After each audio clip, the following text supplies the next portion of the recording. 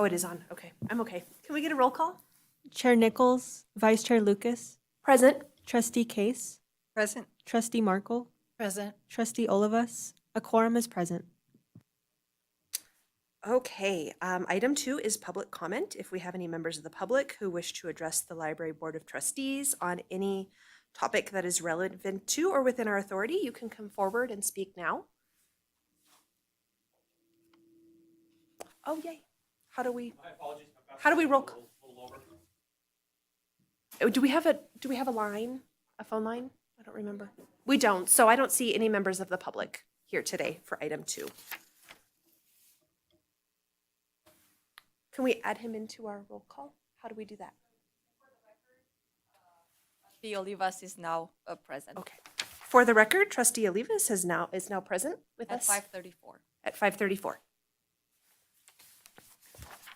We are going to take, Sari's on her way. She got her dates mistaken. We are going to take, actually, let's do item 3, approval of the minutes of the previous meeting from October 10th, 2024. Has everybody had a chance to review the minutes from our last meeting? And, sure. This is Trustee Markle. I moved that we accept the minutes from the last meeting. Okay, and nobody had any, we have no changes, we're all good? Yep, okay. Do we have a second? I'll second. Motion. Trustee Case. Motion passes. Correct. Okay, I would like to take our items slightly out of order. I'm going to move to item 5 right now, discussion and presentation of administrative reports of the library director. And Joy, if you'd like to go over those with us, that would be great.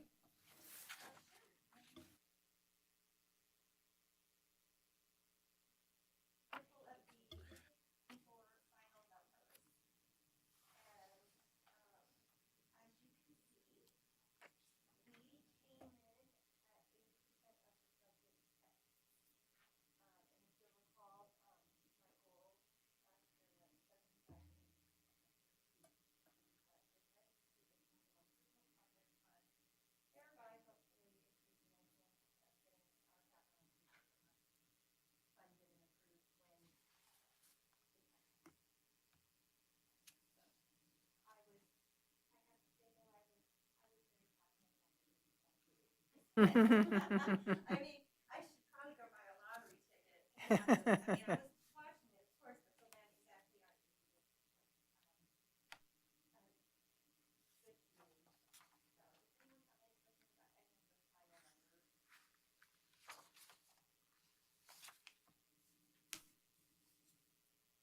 I feel like when I was looking at these earlier, I saw that we spent 80, wait, hang on, that's the rest of this. Did we also spend 80% of our, I'm flipping these out of order. Our gift fund, we didn't spend all of our gift fund, is that correct? No. And is that normal, and do we just roll it? Okay.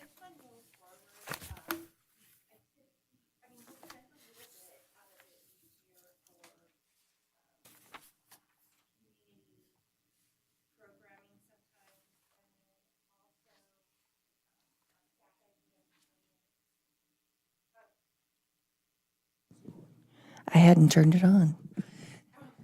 Obviously, I speak loud enough, though, that everyone could hear me, right? So we do get logo wear every fall and spring, and the money that we allow for the staff to spend on that is used from the gift fund. They're given an amount, and they can use it all for winter gear or spring gear, and that's up to them. And we purchase it locally here from Graphics Factory, and they embroider the logo and stuff for us. Or recently, I've purchased like a very low cost blazer and had then taken it to Graphics Factory and had it embroidered. So I think there are some staff that would like to do that. So we'll probably take a look at that here coming up shortly, and as we get further into winter. But as far as the gift fund, I really do strive to only spend the money that's been provided to us through donations for that year. So from the Friends, and then from donations from other groups, and also for those funds that we get for not printing purchases, but like damaged items and things like that. Those go into the gift fund as well. When someone replaces or pays for a damaged item. And then we use those funds for purchase requests typically. So I strive to not use too much of the balance that we have in the gift fund. I like to try and make it a wash, if that makes sense. So we're close to pulling forward the same amount every year. Did we have more coming in this year than we expected? Maybe I'm not reading this right. Our revised budget was 168,000-ish. And we spent 41% of that. Right. That's because 41% of that was what the Friends donated. Aha. Okay. Because we did get a $60,000 bequest That's, a I think, couple what of was in the years back ago. of my head. And so Okay. that bumped us up quite a bit. Mhm. And then we've also gotten a few smaller bequests, and the Friends have also made donations from folks who've made donations to them specifically for computers. Mhm. So last year we received $3,000 from the Friends, and this year we received another $1,000. And then we got an additional $300 from the Friends, and those funds we used to purchase a lunch for the staff. And we'll probably use the other, because it only took half that money, so we'll purchase another lunch for the staff at some point, probably somewhere in the spring to kind of even it out. But it will be from the Friends. And so, yeah, that's where that is spending. And we bought some logo wear, but yeah, but again, that's the goal, is to try and only spend that donation money. So we see, we'll theoretically always come in at under 50 spent, because the donation from the Friends, although the Friends are doing really great. We have Trustee Case to thank for that and her awesome marketing, because I really do think it's helping.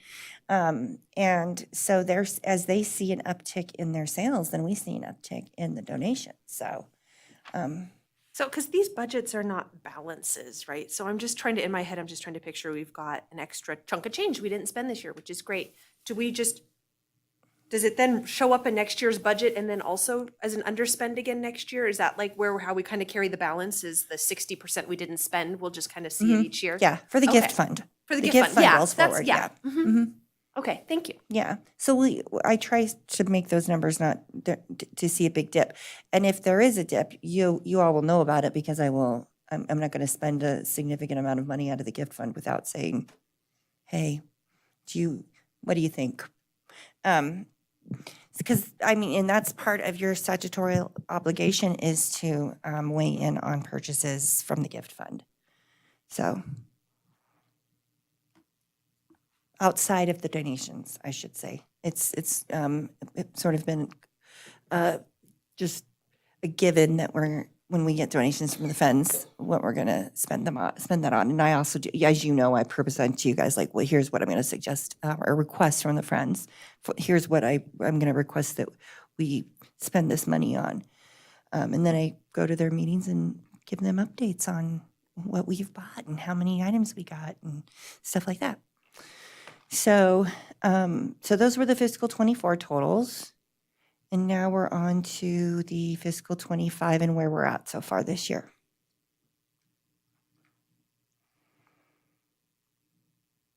So, early into the fiscal, but I think rocking pretty steady at where we normally are at this time in this fiscal.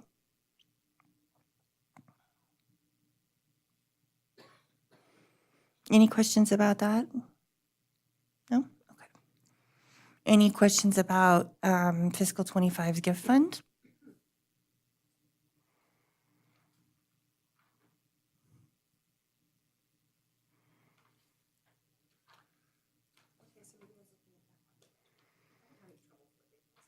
Well, and I think my new computer, I was trying to double side everything. And so that kind of, and then, yeah, and then it's if I can get through one of these meetings and one of these agendas with like less than 5 mistakes, that's a win. No.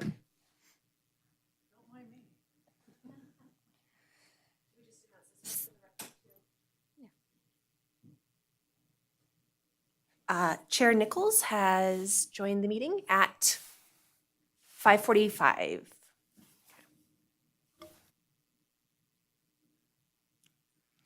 So I'm gonna, do you want to, are you guys ready to move on from the actual budget reports? Or do you want to talk about any of that? Yes, I think so. We can move to the direct reports. Okay.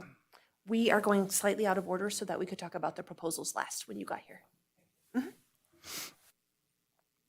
Okay, so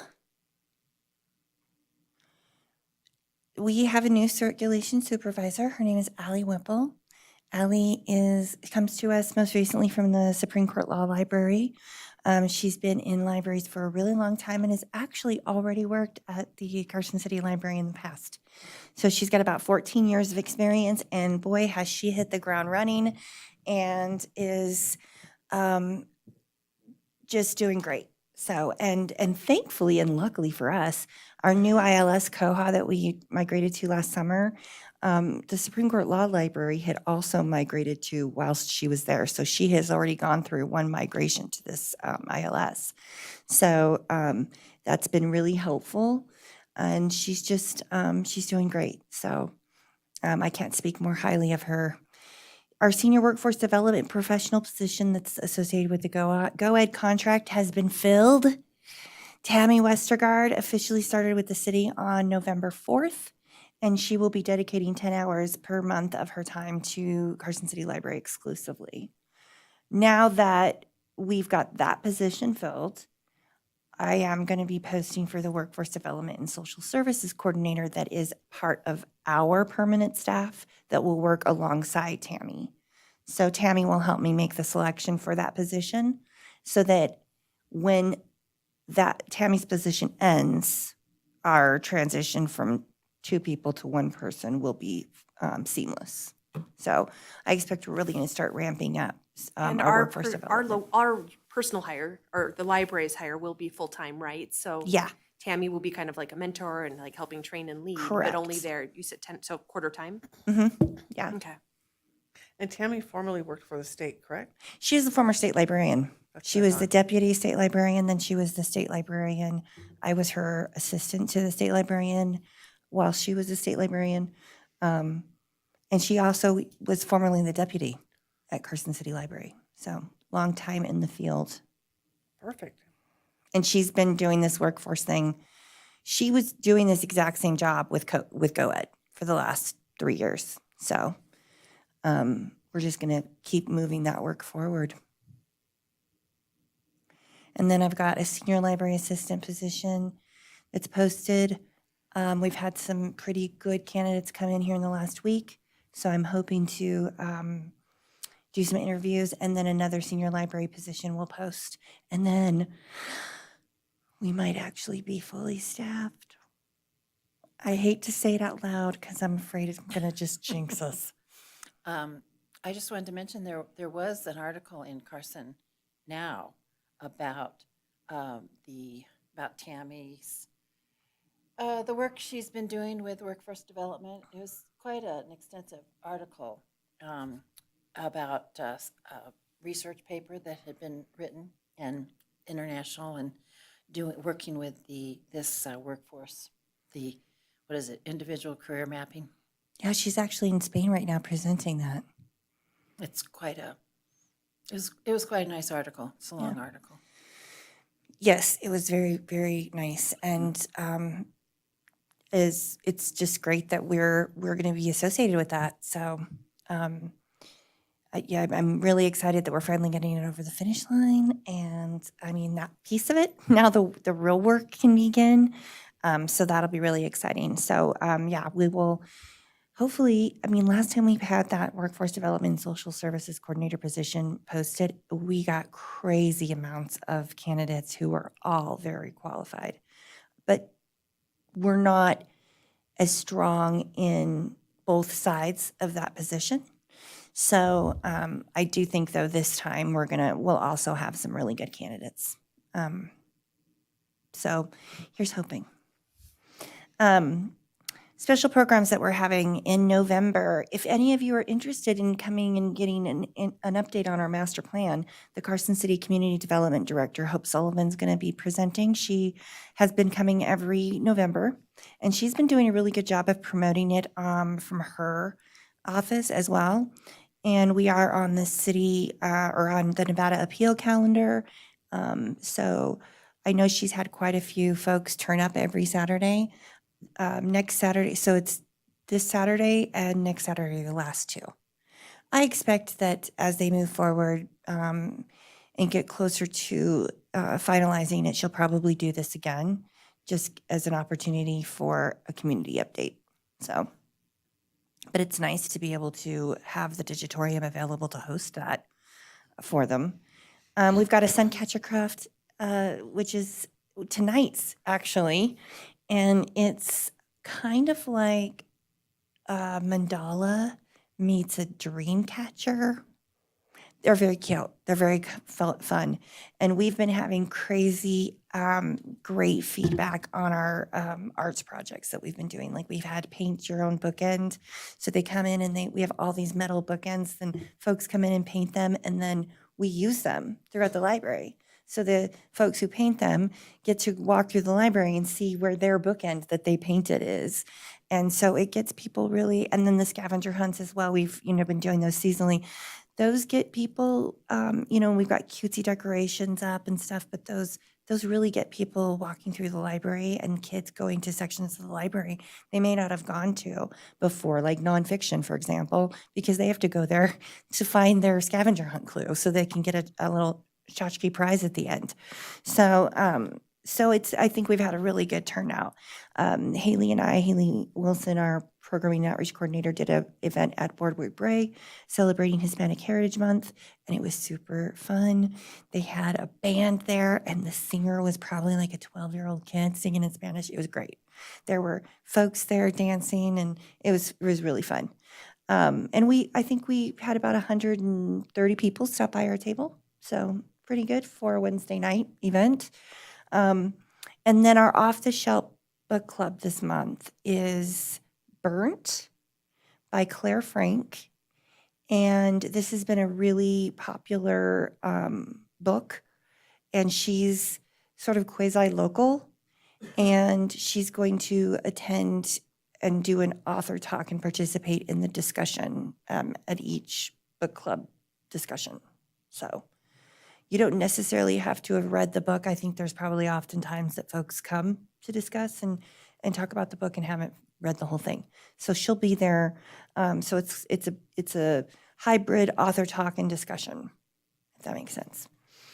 And then Bonanza was a great success. Look at, there we are, Trustee Nichols, looking so cute.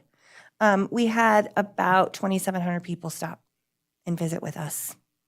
And it was so much fun. And then the Nevada Day Parade was also great fun. So there were 200 plus entrants, and we were 195. So we were bringing up the rear, and we were on foot. So we were like, okay, next year we're going to need to have some wheels, because we were really slowing everybody down behind us. But it was great because when you're that far back, you get to watch the whole parade. And we had 400 bookmarks, and we ran out halfway through. People were so excited, and I mean, you can see our costumes were super fun, and people were cheering for us, and everybody wanted, kids love swag. People just love it too. So they were like walking up to us with their bags open, and we were like, "Here's a bookmark." So at least we touched at least 400 people that day, and we had a great time. So that's where we're at with that. One last thing that I didn't add on to here is that our budget augmentations are due next week. So we will start to see the adjustments on the gift fund, so it will look a little bit more sensible. And also that funding for the GoEd contract has come through, and that's going to function like a grant, so that'll be in our grant fund. And then also the collection development funding from the state has been approved. So we've got our normal amount from the state, and then we got an additional like 8,000, just under 9,000, I think it was, from that big extra Christmas tree funding that they got from the legislature that Nevada Library Association lobbied for, basically. And because of the way that the equation works out, our share of that is just under $9,000. So that's an additional amount, and we plan to use those additional funding to purchase and flesh out our young readers and youth and juvenile fiction, because we've got some gaps and we've got some really aged material in that. So, but the flip side of that is we're going to have to weed, because kids' books, you can get an awful lot for that much money, and we don't have the space necessarily to accommodate. So the way that I wrote the grant, it's a little bit like, well, we're going to spend on this. I didn't give exact amounts, like percentages, like we're going to spend this percentage. It was like, here's the things we're going to buy. So in case we just don't have the room for the amount of books that we would get for $9,000 in young readers, if that makes sense. So that's our latest updates. I really can't speak to that on record, so. I'd just like to say that Bonanza was a lot of fun. I would highly encourage board members next year to come help. There were 4 of us, and it's actually a lot more work. It wasn't just giving out candy. You've got to set the whole thing up. You've got to break it down, and you've got to be on your feet for quite a while. So, and you've got people coming at you at all directions, and it's a really lovely way to really see our constituents, or not our constituents, but our members, community members. It was just amazing to meet people. Julie was there. We got to see Julie. That was really sweet. But it's a lot of fun. I think it's really rewarding. And again, I encourage participation. And I'm sorry I missed the parade. It looks like a lot of fun. You guys look really great. And I say kudos to you for doing that, Well, thank you. We'll definitely be better prepared. I think we just get better at these events every year because we know what we needed to do better, and we definitely need wheels. Not that we were getting, that we couldn't do the walking, because it really isn't that far once you're on the road. But it's that we were really slow. And here's the irony, too, is that not only were we on foot, but the folks behind us were a car club. So they're like, Maybe next year you can Come give on. out library applications too. well, you know what? I think we actually, one of the pieces of feedback I got from Bonanza was that we should somehow affix like some sort of label to our candy so that people will pull it out and go, oh, this came from the library. So something to think about. Yeah. Yeah. I've been to weddings where people have done it. Yeah. The fortune cookie thing. Yeah, So- we learned that chocolate really wasn't as big as hit as we thought. No, I mean, we should That go was full lollipop wild. next year. Yeah, that was wild. When you ask kids chocolate or what was it, they Jolly Ranchers? The kids are taking the Yeah. Jolly Ranchers. It was the parents that were like, I'll take the chocolate. Yeah, we always separate it yeah. out It was because of hilarious. allergies and things like that. And Yeah. the feedback we've gotten from parents is they like that we just say chocolate or candy so they don't have to like sift through and find something that's not going to make them have an allergic reaction. So, yeah, the lollipops were wildly popular. Yeah, it was amazing. So maybe we can put a couple in a bag because, they also make the little bags. We can put a couple in little bags and do the labels. Yeah. Yeah. Yeah, I know. Oh, Well, we I have a mean, yeah. stuffing party is what we have. I mean, we do 300, we're doing 300 little bags for winter reading of like stuff. So, I mean, that's not 2,700, of course, but we'll figure something out. Maybe, I was thinking maybe just a sticker. Like we could make little stickers and stick on the candy, or I don't know, something. Something that also they don't just rip off and throw on the ground. Well, that's true. You know, if you put So, a label on it, yeah, the Yeah, kids might not be eat it. thinking. They want that You just never lollipop. know what will come into your heads one night while you can't sleep. Yeah, that was hilarious. Okay, so that wraps up the reports. Okay, and then since I started this, do I continue on with this tonight? Oh, you can if you want. I don't have the right I don't know. glasses. I just don't know what the rules are. It is at the pleasure of the chair, if you'd like to. Oh, okay. So basically, we just haven't done item 4. Okay, thank you. Because I'm going, oh, great, I didn't even bring the right glasses. That is awesome. Sorry, guys. I would tell you what's going on, but I can't do it on the record, but the state's crazy. I don't know what day it is. So status quo Okay. at the state. This budget's a little bit different. I don't know where I am. Okay, okay. We are on item 4, and we are going to discuss and possibly act on the request for proposals that we received for our strategic plan. Hopefully, everybody saw their emails a while ago, which probably was last week when she said, I'll see you next week. And I'm like, yeah, I'll see you next week, thinking it was next week. So we did get some proposals. Though I was a little confused by the universities. They just gave us the old one because the doctors, They gave us the old one because Dr. Steinman Was unavailable. was out, and so that's why I followed up with that email price quote that I had to redact some personal information out of, right, where he said it will look, almost identical to this in terms of this is, because this is what we do, but given inflation costs and things like that, it'll be this increased amount. right. And he actually did reach out to me. He came back this week and reached out to me on Monday first thing and said, do you need me to, submit a scope of work or another proposal? He's very responsive. So I let him know that he was actually, he goes, I know that the one that you have is old. And I said, well, you're on the agenda. And we're going to be talking about it. Yeah. And I submitted the email with your unofficial price quote with information redacted. So, personal information redacted. So he was like, okay. I said, so I'll let you know. We're talking about it tomorrow night or Thursday night. Okay, so I'm going to open the floor for discussion.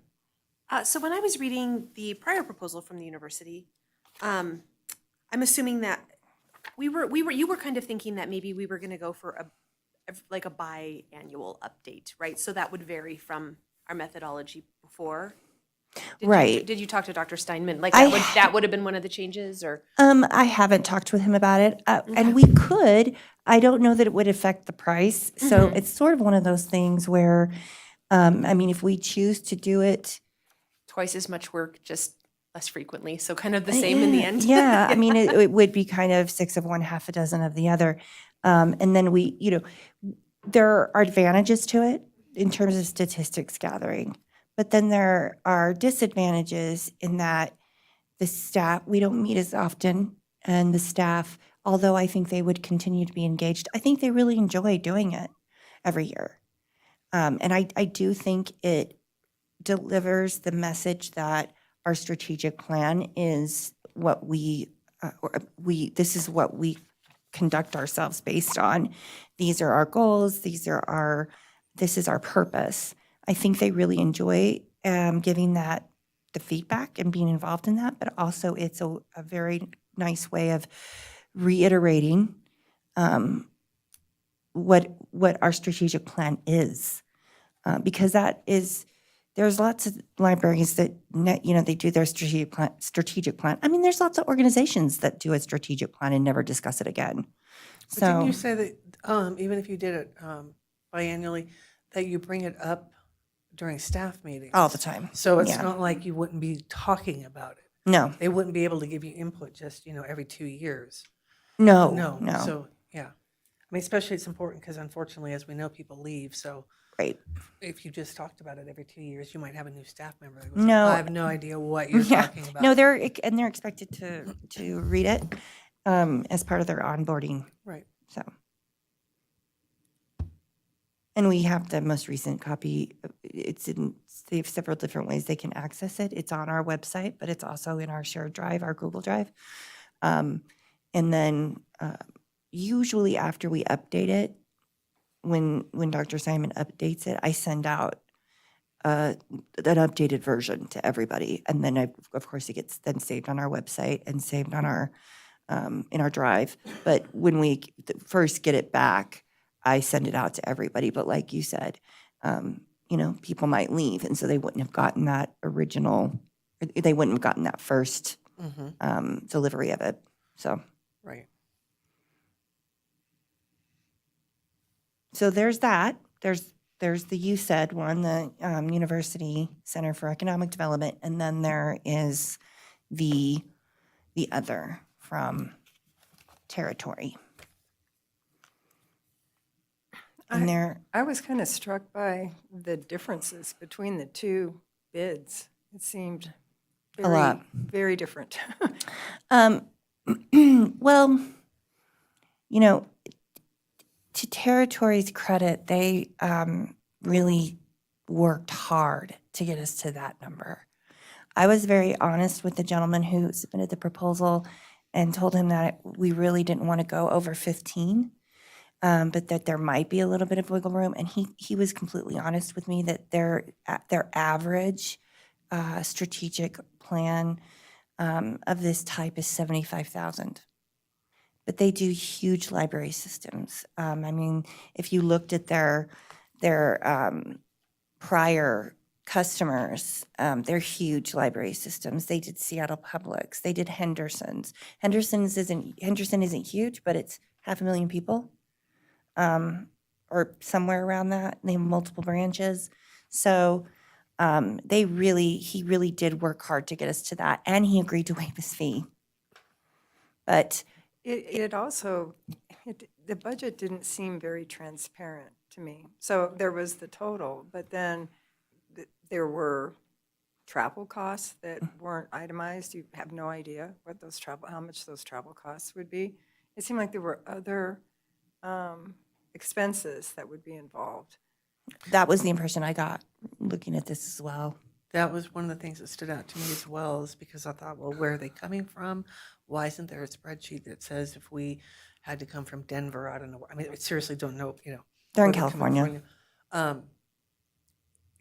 Plane costs, hotel, we expect to be here 3 days or 4 days, or, something that kind of gives you an idea. Though I was very impressed by what they gave us, and you're correct. I felt, wow, this is almost like night and day. But for me personally, I also thought it was a little overkill because we are a smaller library. We don't have multiple branches. But I was impressed with what they do. Agreed. And I can't speak highly enough of them, because the gentleman I worked with he was so gracious, and he really did do everything he could to reduce their costs because he believes in libraries. So maybe one day will be that this would be that we would be in this ballpark. I just but I think I'm super grateful that they responded and did everything they could. I was also surprised that it didn't appear to me that they were going to be doing any of the writing. Right. So their quote included minimal editing, minimal copywriting. And if there was any real writing to be done, then that was an extra fee also. I thought that was surprising. That's pretty common from what I've seen of consultants of this type. Well, what So it's about- kind of like everything's sort of what I've seen, and this isn't, a comprehensive observation in any way, but from what I've seen, that a lot of the work that goes into some of these larger system strategic plans is sort of a la carte. So you sort of pick items from like a cafeteria, and say, okay, we want this. All right, well, that will increase the costs, et cetera. So, but on our other bid, that's not the case, correct? The 15,000, we don't have a firm amount, but it was 12,000 in 2018 when we began working with them. And so he said cost of inflation, it's 12,000. It was 12,000. So I think we could probably safely say 15,000, which But they also assist in producing the report, Oh, yeah, he produces all of it, yeah. right? As And helps opposed us. to that whole responsibility being dropped Mhm. onto, well, you, Right, basically. yeah. Yeah, he helps with all of that. And then what we can do is glean from what we did in 2019, I think, was before my time. They extrapolated information from that report and then created a brochure. Now, that's something to think about when we've done after we've completed our first draft or our first year. But I can tell you that we have an entire box of probably 2,000 of those brochures left. So maybe not the best idea. But also, it's hard to say it wasn't a great idea because it was 2019 and then then COVID hit. So, Maybe we So- just don't order as many. yeah. You know? Well, yeah, I mean, I don't know. I know where they got them printed. It's here in town. I think it's High Desert Printers. Or we could maybe even do it ourselves. Well, state printing, you could Yeah. look at state printing. Yeah. Might be a That's a little good bit idea. cheaper, and they have a minimum, but their minimum is usually pretty low. That's true. Whereas other printers might have a higher minimum, Yeah. which is why you had so many. But yeah, Nevada state printing might be the way to go. I'll check with them because we used them when I was at the state. We also use Silver State Industries, which I'm about to talk with them about possibly reupholstering the remaining booths we have.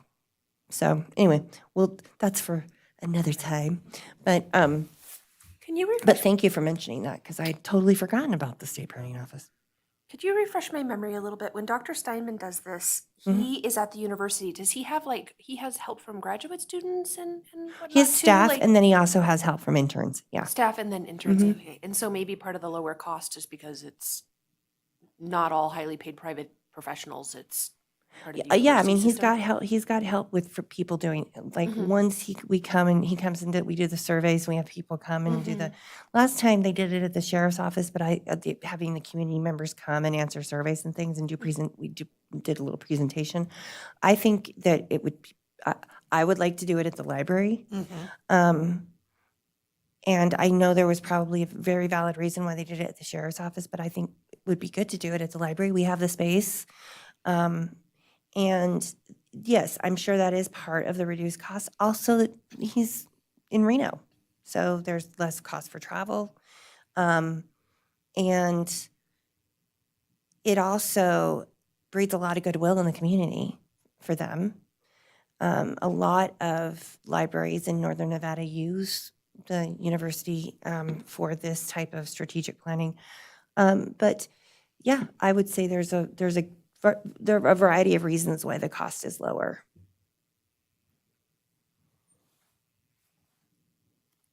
Well, I think seems to be a lot more interaction with the territory too. So,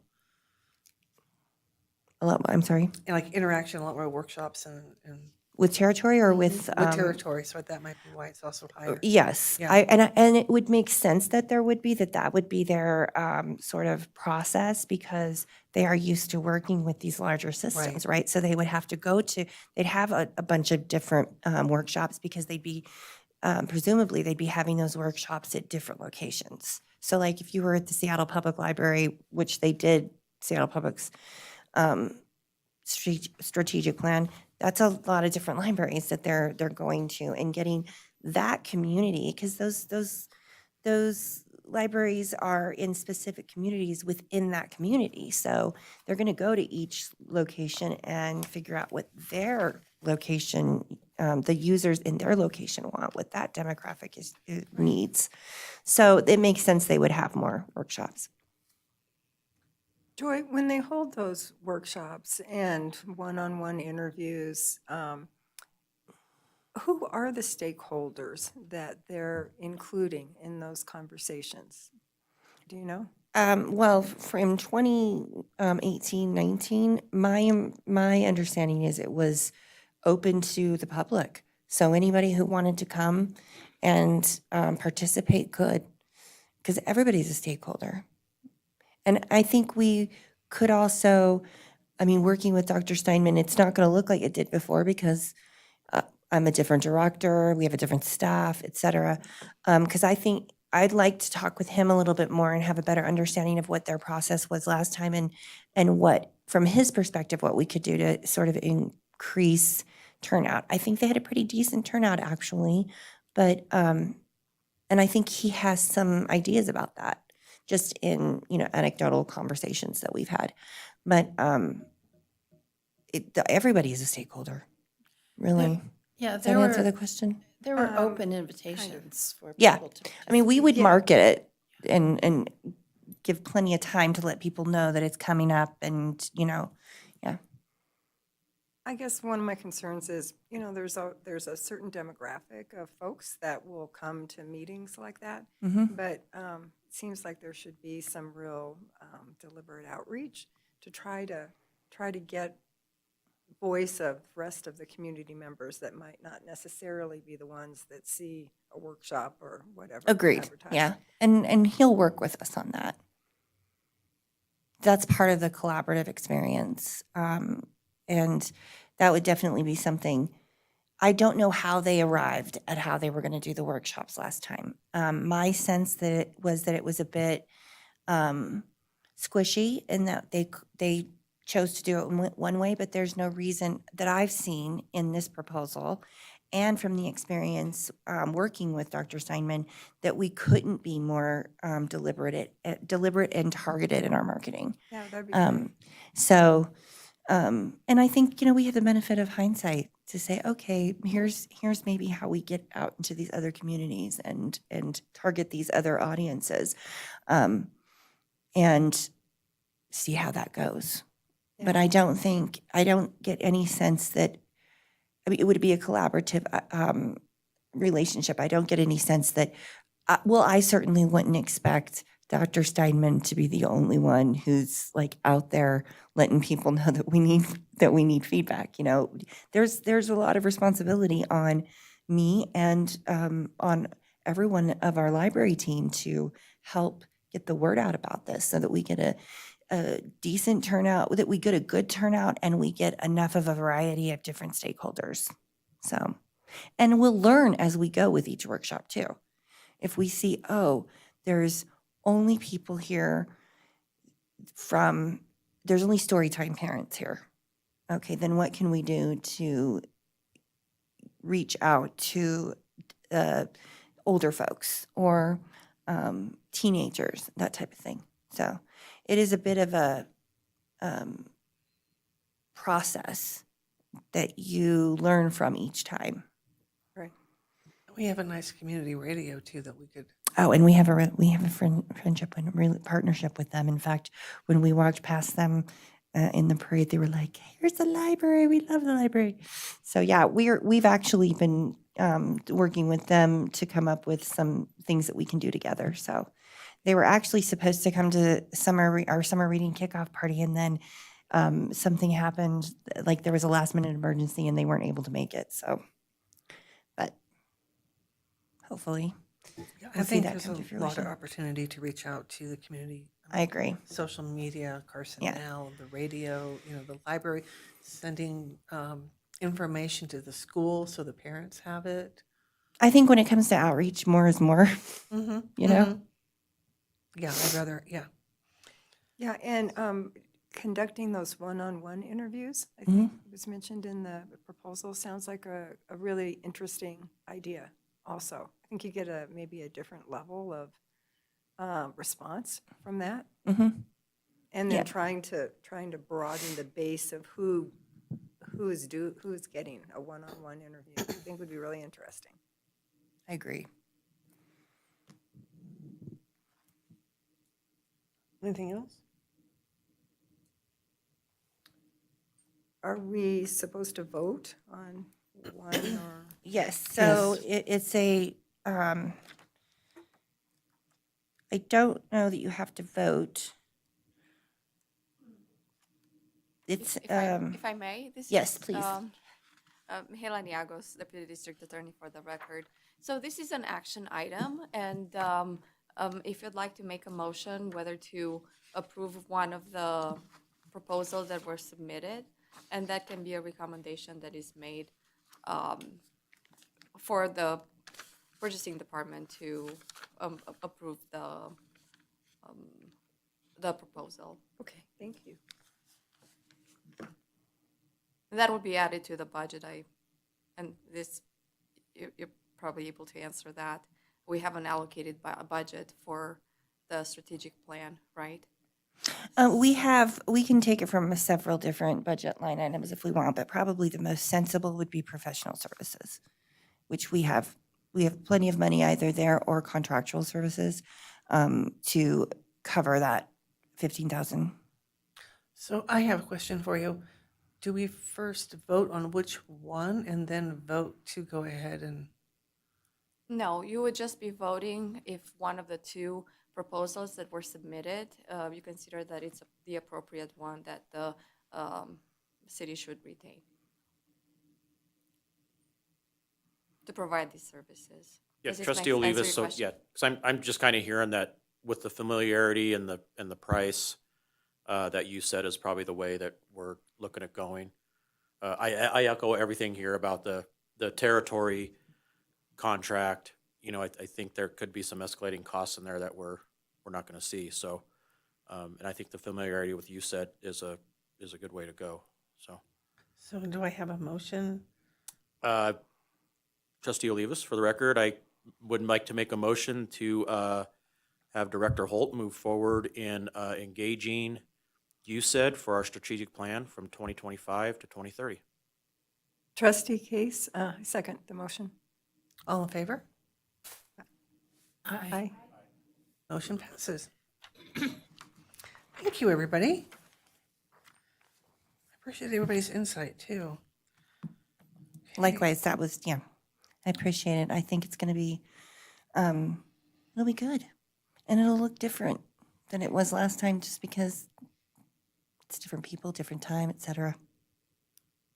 I think last time too, the data collection kind of fell into as the beginning of the COVID Yeah. time too. So I think I'm sure the statistics were relatively accurate, but you had to take into account that there were some extenuating circumstances in getting some of that data as well. Yeah, that's very true. And I really like the data. I mean, I know it's a lot when you look at the proposal and when you look at the very long version that he provides, that you said provides, but I like it because you can really pull out some valuable nuggets of information. I pull those out for my elevator speech of how we're killing it. Depending on who I'm talking to, I alter that data, what data I'm going to pull out for that conversation, but I find it really helpful. And also, Dr. Steinman came to a board meeting and asked for feedback from us. And he from the will each trustees. time, yeah. Each time we do a review. Part of the stakeholders.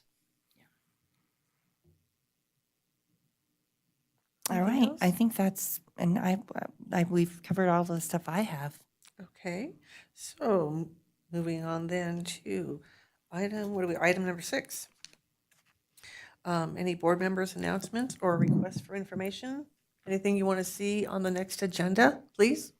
Vice Chair Lucas, for the record, and this is funny, but did we ever make any progress on maybe getting a new circulation desk? I feel like we talked forever ago about the blocks and how it wasn't really meeting our needs.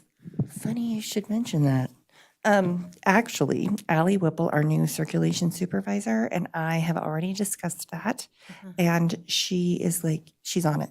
So she is actively looking, analyzing, figuring out better ways to improve the user experience for our staff who are there working in that space. And then also looking at what actual circulation desks. So we have, it's underway.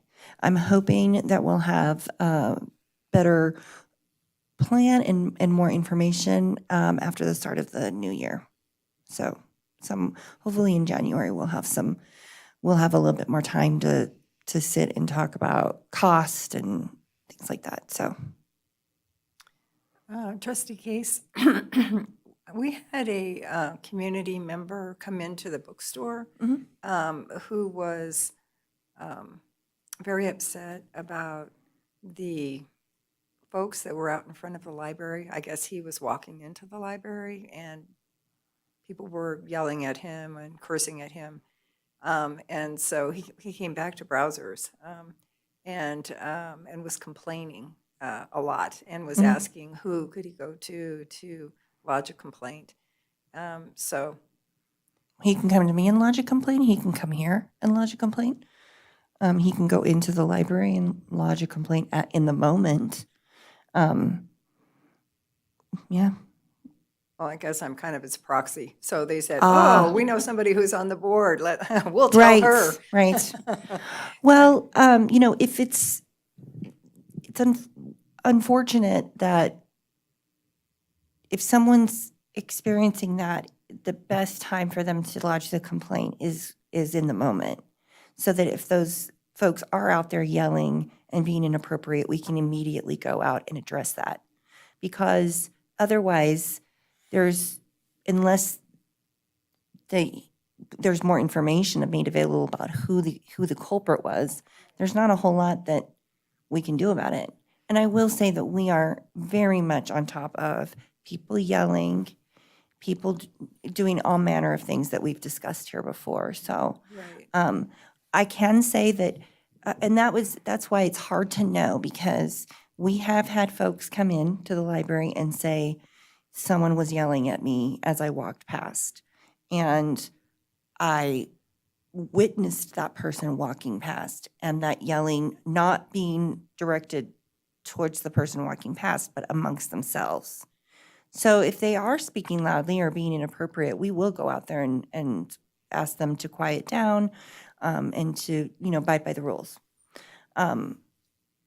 Other times we've had folks report that they felt uncomfortable walking past the folks sitting on the benches. And when we asked, were they aggressive? Did they say something to make you uncomfortable? Because, we will certainly address that. And the answer is no. They made no contact with me. So it's hard to know. It's especially hard to know in that type of situation if it's not reported in the moment.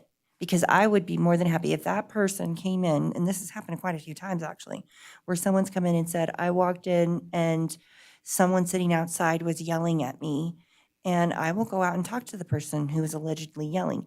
9.9 times out of 10, they say they weren't yelling, but I'll let them know that people are complaining, and that if they felt compelled to yell at any point, to please not do that. So the library's for everyone. Yes, I understand, and I also understand that it's a huge issue, and everybody's trying to do their absolute best Right. to manage it. I Yeah. get that, yeah.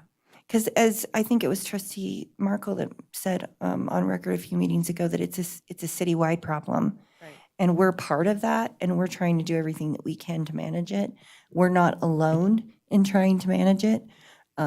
Certainly, it's something that all libraries deal with. Right. And I mean, we read a book, all of our new staff read a book called The Librarian's Guide to Homelessness. If it's a big enough problem that someone wrote a best-selling book about it, it's a big problem. So, yeah. So I would just say if that user expresses concerns, they can certainly, I understand that having to walk past somebody yelling them is uncomfortable, but if I'm available, I will speak to whomever's allegedly yelling. Okay, Yeah. I'll convey that. Yeah, we'll address it. Can I guarantee that it won't happen very next day? No, but we'll address that too. And eventually the person will be asked they will be asked to not come back for a period of time.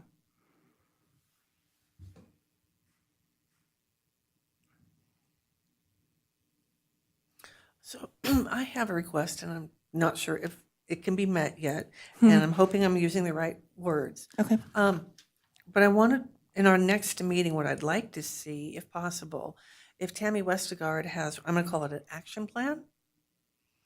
I'm not sure if she has an action plan per se, but I do know that we were planning to have her be on the agenda for next meeting to come and talk with y'all Okay. about 'cause- what she's, What what she she plans on sees. doing? Yeah, what her vision is. Okay, perfect, because, yeah, I would like to see that on, But I can guarantee you that if I tell her the board would like to see an action plan, she'll come up with something amazing.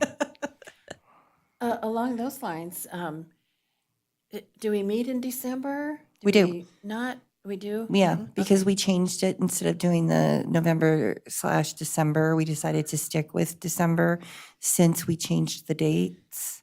So you've Or done since it we the- changed the yeah. time of month, yeah. yeah. Because before it was always landing right next to the holiday, so we would do just the November/December, but when we moved it, it was one of the silver linings of that was that we would be able to meet in December and wouldn't be disruptive to the holiday.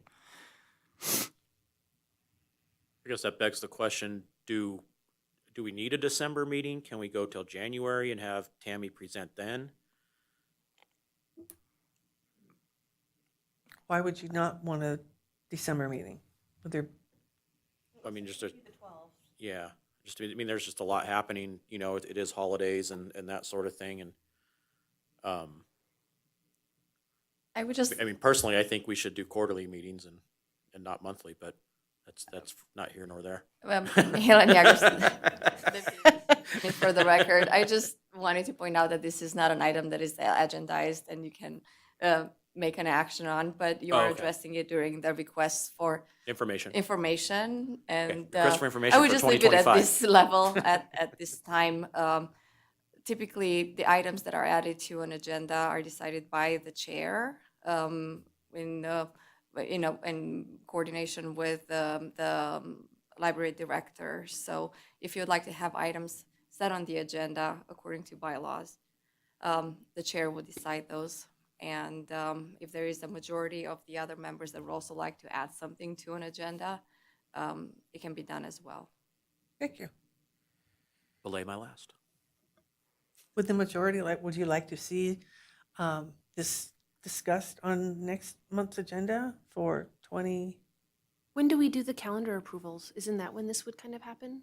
When we It do will the be, yearly? it will be next month, or it will be next meeting we will would be do a it for calendar approvals. 2025 or Mhm. 5, yeah. So that might be something then to. We can talk Plan for about next year. during the calendar. Hmm. Okay, yeah, we can, Yeah. yeah. I mean, it would be it could be part of the natural discussion, right? As we're approving the calendar. Mm-hmm. Okay. Right? That works. As long as it's not today, because it's not Yeah, on right. the agenda. Yeah, we're sort of out of luck for 2025, December 2024, right? Right. Yeah. So yes, the calendar it was also it was my plan to put the calendar to get approval for fiscal 25's calendar year 25's calendar, to have us review that in December so that we're ready. And discuss one of the things that that we can discuss is how it's been working out, being open on holidays and things like that. Perfect. Can't wait to hear that. Okay, then let's move on to item number 7, public comment. And we don't have a phone line, correct? Okay. Just making sure I didn't want. Okay, I just want to make sure that no one's listening. And I'm like, there's no public comments. Someone's waiting, okay. So then we're going to move on to item number 8, and we are adjourned.